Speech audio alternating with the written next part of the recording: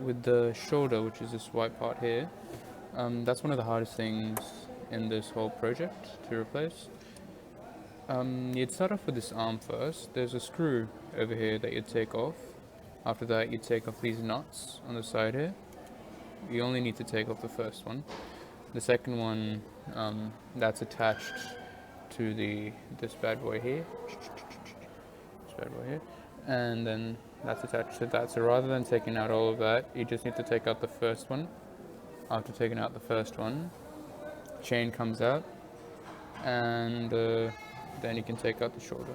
The only thing with this is that there's a lot of wires that come around. So there's wires, yeah, and they might get in the way, especially because this and this wire is here. You'll have to take them all out and know exactly where each one goes. Okay. The buzzer is extremely easy to take apart. The only thing you'll need to do is to remove the nuts, which is bolted at the back there. So just remove that and it comes out. Very easy. Next we'll be taking out the IR sensor part. So all you'll do is you'll take out these two here, then you'd unscrew this, and this should be able to come out quickly. And you can just change this IR in any way you want. So that is it.